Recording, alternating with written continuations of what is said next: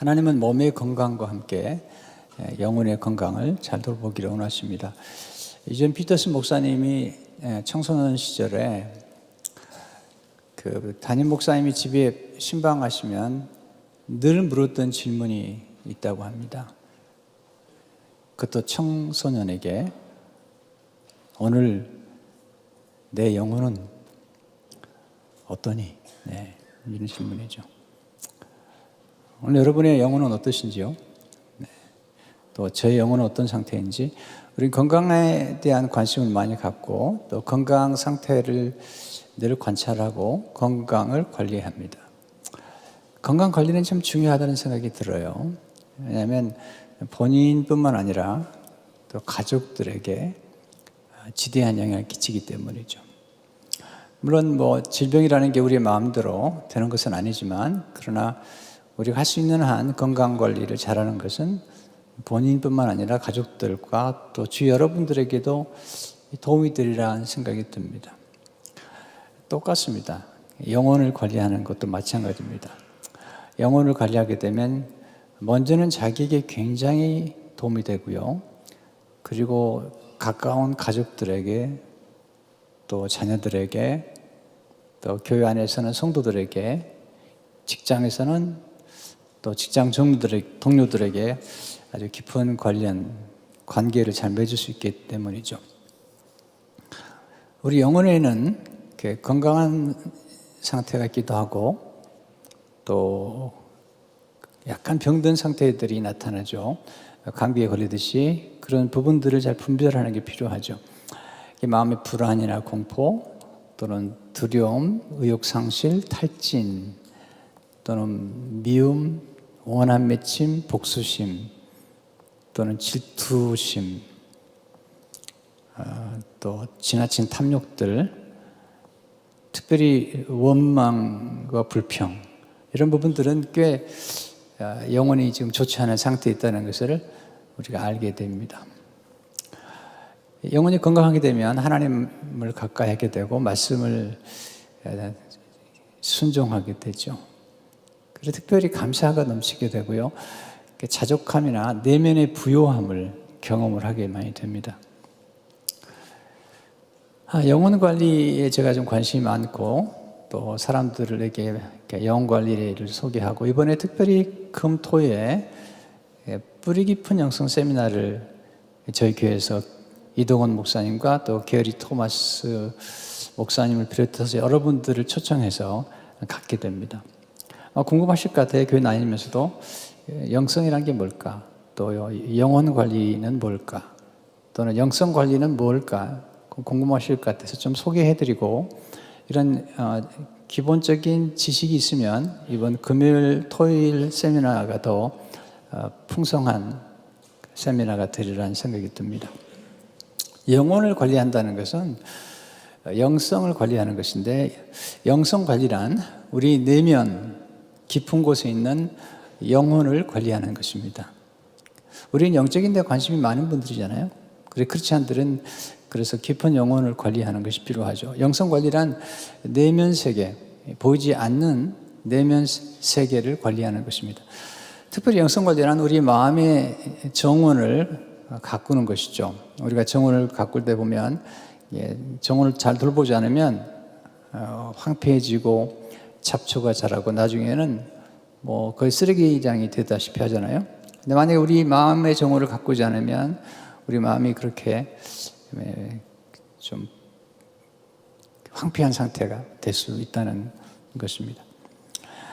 그럼 영성이란 뭘까? 대단히 많은 그런 정의가 나올 수 있겠지만, 일단 정의를 해야 한다면 가장 제가 볼 때 가까운 정의, 보통 여러분들의 영성가들의 책을 제가 접하면서 제가 배운 정의를 내린다면 이렇게 내리고 싶어요. 그리스도인의 영성이란 성령님 안에서 말씀을 통해 예수 그리스도를 닮아가는 것이다. 성령님 안에서 그냥이 아니라 말씀을 통해서 예수 그리스도를 닮아가는 것이 그리스도의 영성이라는 것입니다. 이번에 강사로 오시게 되는 게리 토마스 목사님은 이렇게 얘기하고 있습니다. 예수님의 삶은 삶의 전 영역에 걸쳐 내면의 태도와, 이게 아주 중요한 단어죠. 태도. 성품에 의해 결정되는 삶인데 바로 거기서 역사상 가장 아름답고 완전한 삶이 나왔다. 우리의 경주는 그리스도의 성품 가운데 자라가는 것이며 우리의 최종 목표는 그리스도를 닮는 것이다. 예수님은 육신의 몸을 입고 오셨기 때문에 예수님 자신도 영성을 관리하셨어요. 예수님은 하나님이시지만 우리 몸을 입고 오셨기 때문에 또 건강과 또 영혼을 관리하셨던 것이죠. 예수님의 영성 관리에 가장 독특한 게 뭘까? 여러 가지 있어요. 그걸 오늘 다 얘기할 수는 없고요. 아주 짧게 오늘 본문을 중심으로 좀 말씀을 드리면, 그래도 그러나 기본적이지만 굉장히 근본적이고 또 본질적이고 그리고 총체적인 설명이 될 것 같습니다. 실제로 예수님은 기도를 통해서 영성 관리를 하신 것입니다. 예수님 삶에 가장 두드러진 것은 기도입니다. 예수님은 하나님이신데 기도하셨다는 것입니다. 언제? 새벽에. 또 어떨 때는 밤을 새워가면서 또 습관을 따라 기도하셨다. 마가복음 1장 35절을 보게 되면 한번 같이 읽어보죠. 시작. 새벽 아직도 밝기 전에 예수께서 나가사 한적한 곳으로 가서 거기서 기도하시더니, 한적한 곳은 조용한 곳입니다. 거기서 하나님과 독대를 하신 것입니다. 기도란 하나님을 만나는 것입니다. 빌그램 목사님께 어떤 분이 와서 물었습니다. 당신은 하나님을 만났습니까? 그랬더니 아주 짧게 대답했습니다. I met him this morning. 오늘 아침에 예수님을 만났습니다. 늘 예수님과 동행하는 것이죠. 기도란 하나님의 음성을 듣는 것입니다. 왜 새벽에 드릴까요?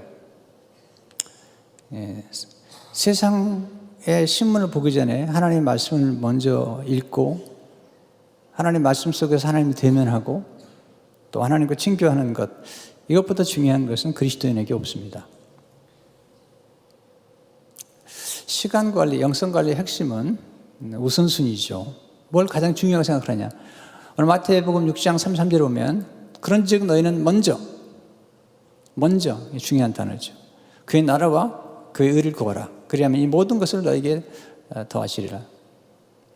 먼저 하면 나머지 것은 따라오는 것입니다. 시간 관리의 핵심은 소중한 것을 먼저 하는 것입니다. C.S. 루이스는 이렇게 말하죠. 제일 중요한 것을 먼저 하라. 그러면 두 번째 것은 저절로 따라온다. 두 번째로 중요한 것을 먼저 하라. 그러면 첫 번째 것과 두 번째 것을 모두 잃어버린다는 것입니다. 가장 소중한 것을 분별하도록 하십시오. 훈련이란 다른 게 아니잖아요. 내가 좋아하는 것이나 내가 원하는 것보다는 내가 필요한 것과 내가 마땅히 행해야 될 것을 먼저 행하는 것. 그게 뭘까요? 하나님을 만나는 것입니다. 두 번째, 예수님은 고독과 침묵을 통해 영성 관리를 하셨습니다. 예수님의 삶의 두드러진 모습은 고독하셨다는 겁니다. 또 하나는 침묵하셨다는 겁니다. 고독과 침묵을 통해서 예수님의 삶 가운데 고요함 또는 온유함, 겸손함, 이런 모습들을 보게 되는 것입니다. 뒤에 말씀드리지만 예수님은 사람들의 인기에 현혹되지 않으셨어요.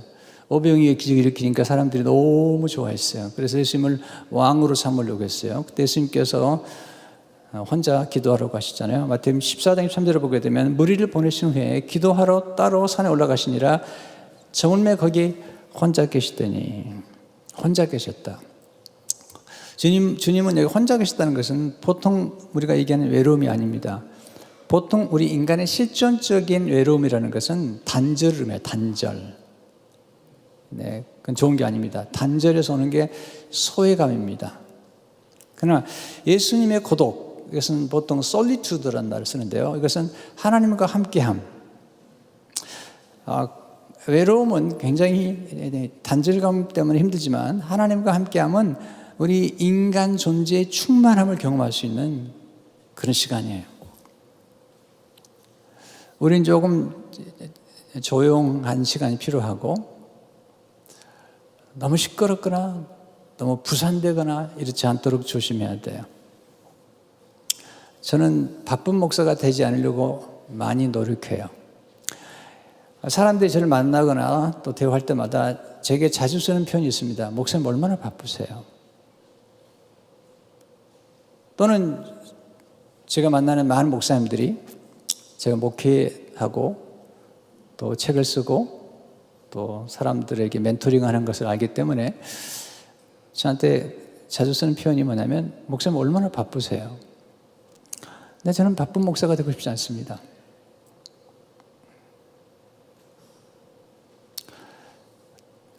저는 요한 웨슬레이가 남긴 말을 아주 좋아합니다. 나는 늘 서두르긴 하지만 별로 허둥대지는 않는다.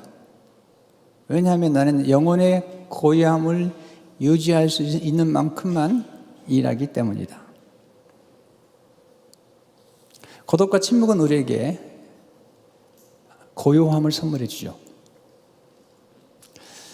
이 고요함이라는 게 또 침묵이라는 게 굉장한 에너지를 줍니다. 저는 통성기도 좋아하지만 침묵기도를 좋아하는데 침묵을 통해서 경험하는 하나님의 놀라운 영감과 그리고 내적인 충만함과 그리고 하나님의 지혜를 많이 경험하게 됩니다. 새벽에 일어나서 하나님 앞에 고독과 침묵하는 시간을 갖는다는 것은 절대로 낭비가 아닙니다. 하나님을 잠잠히 바라보는 사람, 지혜로운 사람이죠. 시편 60편 1절을 보게 되면 나 영혼이 잠잠히 하나님만 바라며 나의 구원이 그에게서 나옵니다. 제가 왜 바쁘지 않은 목사가 되려고 한지 아십니까? 왜 내가 너무 분주하거나 또 너무 서두르거나 너무나 부산 떠는 목사가 되고 싶지 않을 까닭은 목자는 성도를 푸른 풀밭과 쉴 만한 물가로 인도해야 되기 때문이에요. 시편 23편 2절을 보게 되면 그날을 푸른 풀밭에 누우시며 쉴 만한 물가로 인도하시는다. 이게 쉴 만하다는 게 영어에 보면 quiet waters라는 말을 썼어요. still waters. 저는 이 stillness 또 calmness 이런 거 되게 좋아하는 사람이에요. 근데 놀라운 것은 인간을 가장 닮은 동물이 양이라고 그럽니다. 양은 길을 잃으면 스스로가 무리로 돌아오지 못해요. 반드시 목자가 필요하고요. 또 양은 너무 빠르거나 또 너무 시끄러운 것을 싫어합니다. 그래서 물도 고요한 물을 가야지 그 물을 잘 마시게 돼 있어요. 그래서 고요한 영혼을 가진 목자만이 양들을 고요하게 인도할 수 있는 거 아니겠습니까? 고요함은 평화롭습니다. 여러분, 평화가 있으면 이게 진정한 행복이 있는 것이죠. 그러니까 우리가 하나님과 연결된 상태, 연결이라는 단어 속에는 평안이라는 단어가 있고요. 평안이라는 평화롭고 안전한 것인데 여기에 즐거움이 포함되는 것입니다. 중요한 것은 우리가 너무 말이 많잖아요. 근데 중요한 건 우리가 입으로만 말하는 게 아니라 마음으로 많이 말을 해서 마음이 시끄러워요. 누굴 만나면 그냥 겉으로는 얘기 안 하고 입을 딱 담았는데 속으로는 엄청나게 말을 많이 하는 것입니다. 네. 여러분, 말을 많이 하는 게 중요한 게 아니라 필요한 말을 해야 됩니다. 사람들에게 유익이 되고 치유하고 위로를 하고 공감을 주고 울림을 주는 그런 말들이 중요한 것이잖아요. 우리가 사람들 위로한다고 그러지만 위로하기보다는 아픔을 주거나 상처를 줄 때가 많아요.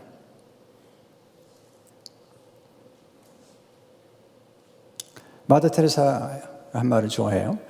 우리 영혼을 울리려면 침묵이 필요한 것이다. 중요한 것은 우리가 말하는 것이 아니라 하나님께서 우리를 통해 말씀하시는 것이다.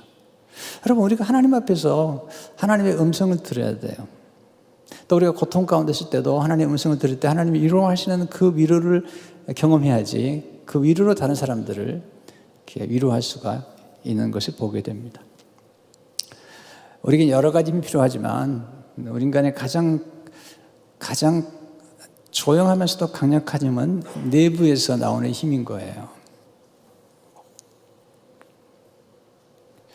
뭐 제가 그 말을 여러분들이 많이 하는 거 싫어하는 게 아닙니다만은 너무 말을 많이 하거나 또 지나치게 목소리가 크면 이게 조금 불안한 거예요. 깊이 있는 사람들이나 또 꼭 필요한 말을 하는 사람들은 그렇게 말을 많이 하지 않아도 된 것 같아요. 고든 맥도날드가 이런 얘기를 했죠. 부름받은 사람들은 내부에서 용솟음 치는 힘을 가지고 있는데, 용솟는 힘을 가지고 있는데 외부로부터 어떠한 타격에도 그러하지 않는 인내의 힘인 것이다. 이건 이제 훈련해야 돼요. 인생 살아가다 보면 너무나 복잡하고 어려운 일이 많아요. 그때 우리가 허둥대고 염려하고 근심한다고 해결되지 않아요.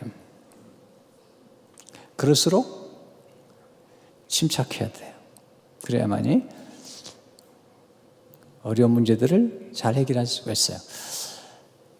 착한 사람에게 왜 어려운 일이 일어나는가? 이런 책을 쓴 큐신이라는 분은 이렇게 말해요. 오해라고 너무 묻지 마라. 어떻게? 라고 질문하면서 어려움들을 잘 헤쳐나가야 된다는 것입니다. 인간의 삶 속에 벌어지는 80%는요, 우리가 의도한 바가 아니라 그냥 일어나 버리는 거예요. 네, 어려운 일들, 힘든 일들, 우리에게 찾아온 질병들, 때로는 이것들은 우리가 원하는 게 아니에요. 우리가 만난 부모님이나 이런 것도 우리가 선택한 게 아닙니다.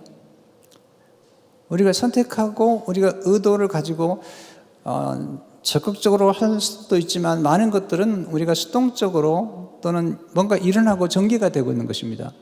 그래서 저는 기도할 때 왜 중요하냐면 기도를 통해서 하나님이 지금 어떻게 제 인생과 우리 교회나 또 이 역사를 이렇게 움직여 가시는지를 이렇게 조용하게 지켜보는 것입니다. 뿐만 아니라 지켜볼 뿐만 아니라 좀 멀리 보는 것입니다. 1년 후에 2년 후를 또 지켜보는 것입니다. 그래서 어떤 권력을 가진 사람들이 아무리 큰 소리를 쳐도 저는 거기에 놀라지 않습니다. 왜냐하면 그 권력자는 2년, 3년 지나면 내려놔야 되기 때문이에요. 뭔가 많이 가졌다고도 저는 그렇게 놀라지도 않습니다. 왜냐하면 그걸 지키는 사람이 많지도 않습니다. 또 이 땅을 떠나게 되면 별로 도움이 안 되는 거죠. 우리가 하나님 앞에서 정말 고요하게 머물 줄 알 때 그때 전체를 보게 되고 그리고 놀라운 통찰을 얻게 되죠. 왜냐하면 제가 이제 목회를 하다 보면은 이렇게 결정해야 될 게 많습니다. 하루에도 몇 가지씩을 결정해야 됩니다. 근데 그때 제가 하나님 앞에서 기도하고 고요한 가운데 있게 되면 마치 호수처럼 고요해지면 어떤 상황들이 벌어져도 그렇게 당황하지도 않고 그리고 고요하게 일을 하나하나 처리하고 또 어떤 처리들은 일정한 가치관과 원리를 가지고 있기 때문에 그렇게 선택하고 결정하는 데 별로 어렵지 않습니다. 그래서 우리 내면의 힘이 굉장히 중요한 것입니다. 그래서 기도를 통해서 그리고 고독과 독고를 통해서 솔리튜드라고 그러죠. 또 침묵이라는 게 중요한 것입니다. 세 번째, 예수님은 사명을 따라 사는 훈련을 통해서 영성 관리를 하셨습니다. 예수님은 꽤 인기가 좋으셨던 것 같아요. 아니 좋으셨던 것 같은 게 인기가 좋으셨지만 거기에 인기의 노예가 되지 않으셨어요. 오늘 마가복음 1장 36절 37절을 보게 되면 시몬과 그와 함께 있는 자들이 기도하시는 예수님의 뒤를 따라가 만나서 이르되 모든 사람이 줄 찾나이다. 얼마나 놀라운 소식이에요. 네. 사람은 얼마나 인기나 인정과 칭찬에 목말라 있기 때문에 인기는 얼마나 좋아요. 네. 근데 주님은 그 얘기 듣고도 전혀 동의하지 않으시고 전도하기 위해서 다른 가까운 마을로 가시는 거죠. 38절 39절을 보게 되면 이러시되 우리가 다른 가까운 마을들로 가자. 거기서도 전도하려니 내가 이를 위하여 왔노라 하시고 이에 온 갈릴리 다니시며 그들의 여러 땅에서 전도하시고 또 귀신들을 내쫓으시더라. 왜 이렇게 가능할까요? 기도하셨기 때문에. 자, 기도하게 되면 우리 자신이 누군가 정체성을 알게 되고요. 또 하나는 우리가 기도하게 되면 우리의 역할이 무엇인지가 알게 되죠. 또 우리가 이 땅에 온 이유가 뭘까를 알게 되는 것입니다. 마가복음 38절 보게 되면 거기서 전도하니 내가 이를 위하여 왔노라. That is why I have come. 이게 중요한 거잖아요. 우리 모두가 이 땅에 올 때 어떤 목적을 가져. 예수님께서는 이 목적 중심, 사명 중심의 삶을 사시는 누가복음 10장 19절에 보면 인자가 온 것은 잃어버린 자를 찾아 구원하려 함이니라. 사명이란 뭘까요? 드라마 역할과 같은 거예요. 드라마를 보면요, 지연도 있고 조연도 있고 여러 배역이 있는데 저는 드라마를 볼 때마다 특별히 좋은 드라마를 볼 때마다 아주 감격해요. 왜냐하면 그 시나리오 작가들이 이제 글을 쓰게 되면 거기에 PD 또는 감독이 이제 그 배역을 감당할 그 배우들, 탤런트들을 이렇게 선택하는데 정말 놀라워요. 거기에 딱 맞는 인물을 선택하고 배역을 선택하는 거죠. 우리가 왜 이렇게 아주 분주하게 지내느냐면 사람들이 인기와 사람들의 관심에 너무 사람들을 무조건 기쁘기만 하려고 하는 거죠. 내 것이 아닌데 사람들이 요구하는 모든 것들 다 들어주려고 하는 거예요. 그러지 마세요. 예. 쉽게 말하면 다른 사람이 씌워준 가면을 가지고 살기 때문에 복이 없고 쉽게 탈취해버리는 것입니다. 우리는 자기에게 주어진 사명에 집중할 줄 알아야 됩니다. 가지치기를 좀 하고 가끔 뭐 너무 일을 많이 하는 분이 계세요. 갈 때마다 얘기를 하는 게 뭐냐면 가정으로 돌아가십시오. 가장 중요한 선교지는 가정입니다.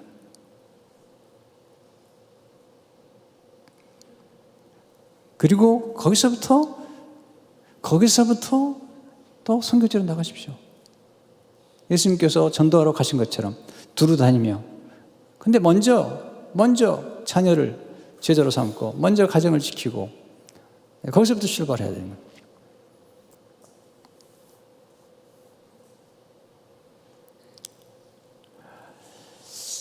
이제 지금 제 그 인생의 계절은요, 사람들이 이렇게 불러서 이렇게 감투를 씌워주려고 하는 것을 다 거절합니다. 거의 다 거절합니다. 네. 저는 집중하는 게 있어요. 목양하는 것, 집중하는 것이죠. 또 제게 주어진 저만이 할 수 있는 일이 있어요. 글을 쓰거나 또 사람 지도자들이 멘토링하는 일들은 그건 어떤 제게만 주신 독특한 열정이면서 또 제가 할 수 있는 일이라는 생각이 들어요.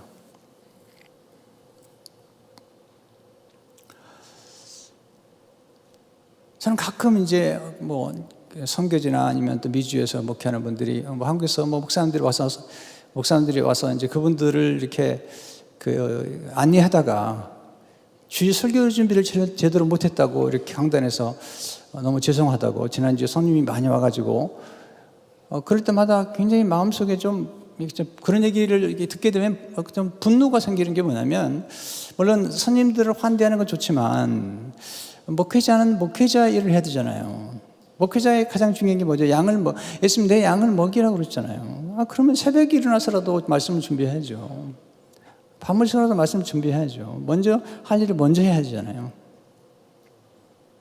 네, 물론 대부분이 그렇게 목사님들 하시지만 가끔 이제 그렇지 못한 얘기를 듣게 되면 마음이 좀 불편해요. 네. 여러분 목사는 목회를 잘해야 되고 목회 열심히 해야 되잖아요. 그렇잖아요. 제가 당구가 900, 1000 이렇게 되고 우리 목사님은 고수도만 하면 다 딴다. 이런 건 별로 좋은 것 같지 않아요.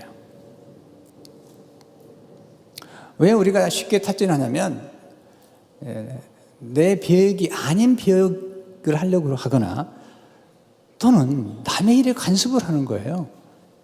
너무 간섭을 하는 거예요. 이렇게 남의 일에. 그러지 마세요. 네.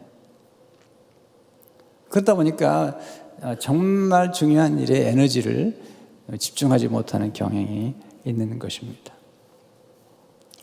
역할을 잘 하셔야 됩니다. 남편의 역할을, 아내의 역할을, 또 교회에서는 교인 나름대로의 역할을 잘하는 것이 중요한 것입니다.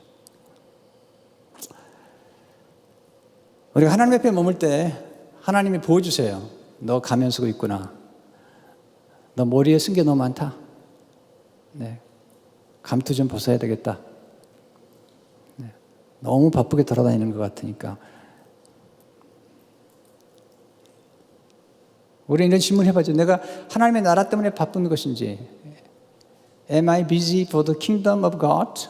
또는 am I out of control? 내가 지금 통제가 안 되고 있는 삶을 살고 있는 것인지 이런 질문을 해야 되는데 영성이라는 건 그런 거죠. 가장 중요한 것을 집중하고 가장 중요한 것을 먼저 하는 것입니다. 여러분 제가 이렇게 제게 주어진 목양지에서 최선을 다하지 않으면서 밖에 나가서 사람들에게 박수를 받고 유명한들 그게 무슨 도움이 있겠습니까?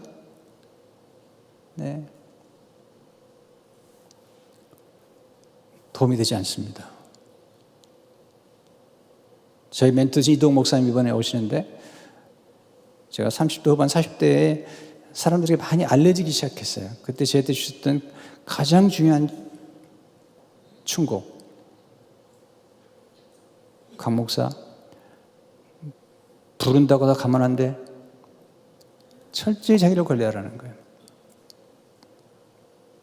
물론 제가 가끔은 이제 집회에 나가죠. 왜냐하면 또 선교로 가야 되기 때문에 그럼에도 불구하고 내게 주어진 이 목양과 여러분들 섬기는 데 최선을 다하죠. 물론 이제 우리 봉사님도 계시기 때문에 잘하고 계시지만 그러나 제가 원초적으로 내게 중요한 게 뭔가를 생각하는 것입니다.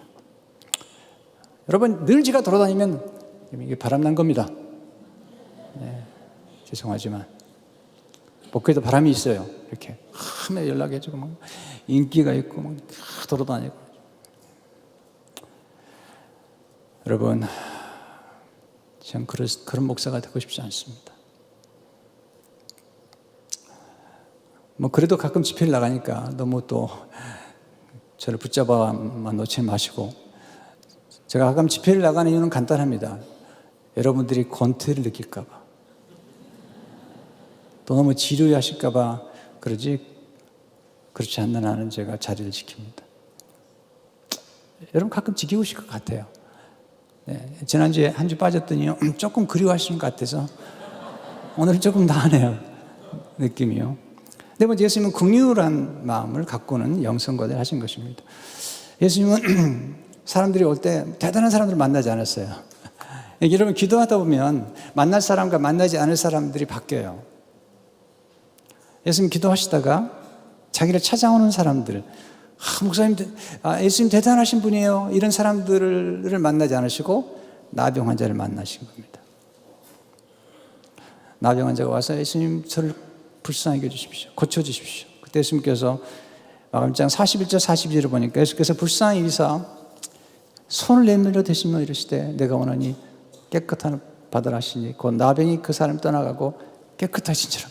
여러분 놀라운 일입니다. 그 당시 나병은 전염병이라고 생각했기 때문에 저주받은 병이라고 생각했기 때문에 나병 환자가 스스로가 사람 만나면 부정하다 그러면서 멀리 떨어져야 되는데 이 나병 환자는 예수님을 알고 믿었던 것입니다. 예수님께 나가면 예수님 만약에 원하시면 자기를 깨끗게 할 수 있다는 믿음을 가진 겁니다. 놀라운 거예요. 구약은 나병 환자를 만지기만 해도 만지는 사람도 부정하게 되는데 예수님은 그를 만져주십니다. 나병 환자들에게 가장 고통스러운 것은 공동체를 떠나서 단절됐다는 것과 그 다음에 접촉에 대한 갈망. 그냥 사람들이 만져주지 않기 때문에 예수님께서 접촉해 주셨거든요. 근데 놀라운 사실은 구약은 부정한 사람이 접촉하게 되면 접촉한 사람도 부정해지지만 신약은 예수님께서는 접촉하셨더니 접촉한 사람도 깨끗해지고 또 접촉하신 예수님도 여전히 깨끗하신 것이죠.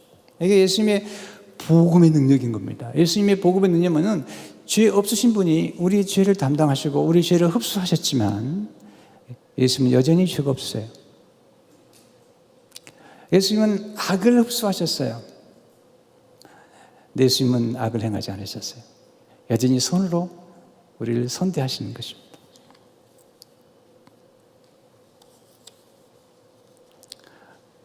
우리는 고통을 다 피하고 싶죠. 네. 누가 아프다는 소식 들으면 좀 힘들죠.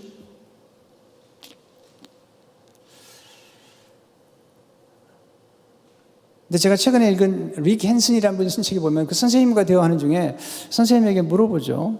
가장 관심을 두는 게 뭡니까? 그랬더니 선생님이 가만히 있더니 이런 얘기를 해요. 고난을 보려고 길을 멈춥니다. 우리는 고난을 피하고 싶고 고난으로부터 도망가고 싶은데 고난을 보려고 멈춥니다. 이게 이제 연민의 정을, 사랑을 키운 사람들의 특징이죠.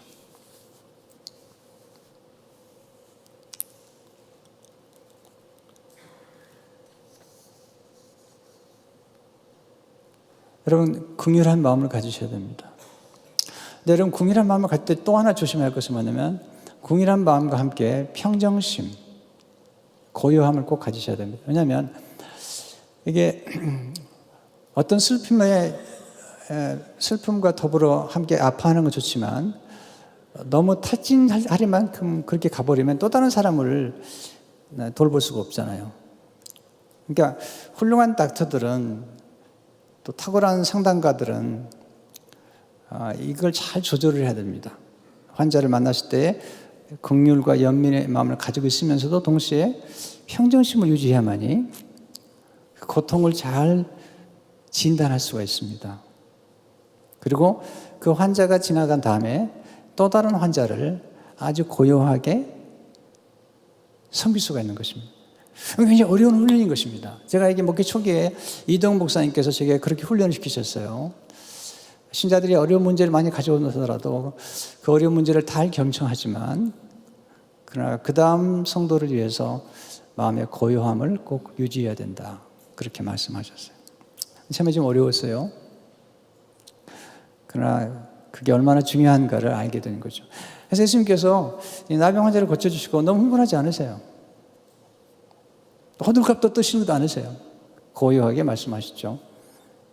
아무에게도 말하지 말고 내 몸을 제사장에게 보여라, 이렇게 말씀하시는 거죠. 죽은 나사로가 살아났잖아요. 우리는 얼마나 놀라워요. 예수님께서 뭐라고 말씀하시죠? 배로 동동 매였으니까 풀어나 다니게 하라. 한 번은 소녀가 죽었잖아요. 쓰러졌잖아요. 예수님께서 달리다금 소녀 일어나라. 그리고 그 다음 하신 말씀 뭔지 아세요? 그 다음 하신 말씀 뭔지 아세요? 소녀에게 먹을 것을 주어라. 네. 이게 이제 우리가 평정심을 가져야 될 때, 이렇게 사람들을 긍휼히 대하면서도 평정심을 가질 때, 침착한 마음을 가질 때 우리가 어려운 사람들을 더 잘 돌볼 수가 있는 것입니다. 예수님 영성은 사랑의 영성이죠. 기도는 하나님 향한 사랑입니다. 기도한다는 것은 하나님과 교제하는 것입니다. 하나님의 말씀과 접하는 것입니다. 네. 또한 예수님은 전도하러 가셨습니다. 여러분, 사람을 사랑하는 최고의 절정은 전도입니다. 네. 그리고 치유죠. 나병 환자를 치유해주죠. 사실 하나님 사랑과 이웃 사랑이 다 영성 관리에 다 관련되어 있는 것입니다. 영혼이 병들면 사랑이 식습니다. 그리고 불평과 원망이 많아집니다. 여러분, 예배를 잘 들으셔야 됩니다. 예배 없이 너무 허둥대지 마십시오. 이번에 영성 세미나를 하지만 많은 분을 섬기겠지만, 섬기시면서 동시에 꼭 참석해서 잘 들으셔야 됩니다. 기도 없이 일하는 건 위험한 것입니다. 하나님의 말씀 없이 기도하는 것은 아주 위험한 것입니다. 그런 분들이 짜증을 냅니다. 신경질을 부립니다. 불평이 많습니다. 그러지 마십시오. 그러지 마십시오. 만약에 그런 마음이 생기면 잠시 쉬십시오. 잠시 동안 한 3개월 쉬세요. 이렇게. 네.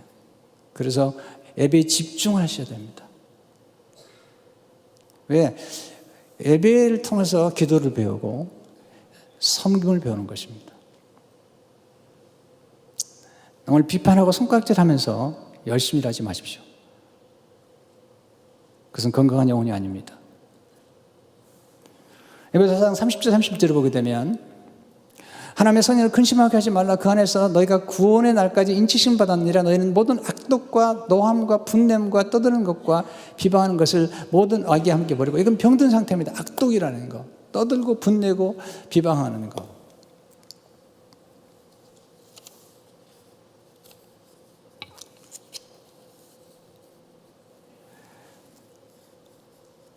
어떤 목사님이 금식하다가 사모한테, 자녀들한테 짜증을 부리니까 그 아버님 장로님이 그러시대요. 금식하지 마라. 너 그러려면 금식하지 마라. 아버지 장로님이 훌륭하시네. 너 그렇게 신경질 부리려면 금식하지 마라. 우리 영혼이 건강해지면 감사가 넘치게 됩니다. 그리고 성령의 열매가 풍성해지죠. 그러나서 5장 23절을 보게 되면 어제 성령의 열매는 사랑과 희락과 화평과 오래 참음과 자비와 양성과 충성과 온유와 저지니 이 같은 것을 금지할 법이 없느니라. 아침에 일찍 일어나세요. 조금 일찍 일어나세요. 하나님께 나가서 하나님의 인도를 받으세요. 하나님의 음성을 들으세요. 여러분 마음을 잘 가꾸셔야 됩니다. 그러면 생각보다, 잘 들으세요. 생각보다 더 풍성한 열매를 맺을 뿐만 아니라 더 정확한 분별력과 정확한 선택을 하게 됩니다.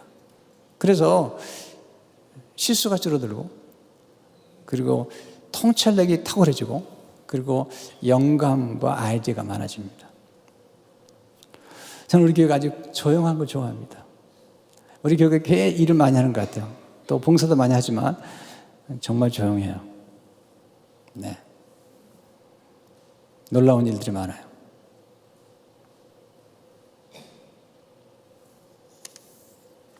우리는 하나님의 음성을 듣고 기도하는 가운데 하늘의 리듬을 따라 춤출 줄 알아야 됩니다. 하늘의 리듬을 따라 노래할 줄 알고 곡을 쓰고 그리고 하늘의 기쁨을 누리는 것입니다. 여러분, 영성 관리라는 것은 대단히 중요한 것입니다. 우리 마음을 가꾼다는 대단히 중요한 것입니다. 이게 이번 금요일 토요일이지만 여러분들이 혹시 정 부득이하다면 저녁 시간이라도 나오세요. 이동호 목사님과 게이리 토마스 목사님이 저녁 시간은 우리가 공개로 하기 때문에 오셔서 배워보세요. 굉장히 좋습니다. 네, 좋습니다. 아멘도 안 하시니까 계속 설교를 하려고 생각하는데요. 네. 왜 우리는 건강관리는 열심히 하는데 마음관리를 안 하는지, 집안의 정원은 가꾸는데 왜 이렇게 마음에는 분노와 억울함으로 가득 차 있는지, 왜 남의 잣도는 꼴을 못 보는지. 여러분, 남이 어려움을 당할 때 아파하는 것은 물론 그것도 훌륭한 일이지만 남이 잘 될 때 기뻐할 수 있다는 영성은 대단히 중요한 것입니다. 영혼 관리 아주 중요합니다. 네. 날마다 영혼 관리 잘해서 감사, 평강이 넘치시기를 축원합니다. 주님 감사합니다. 오늘 주신 말씀을 가슴에 새기며 우리 영혼이 감사가 넘치고 또 그리스도 안에서 내면의 부요와 자족함이 넘치게 하시며 우리에게 주어진 그 길을 잘 걸어가도록 도와주옵소서. 예수님 이름으로 기도합니다.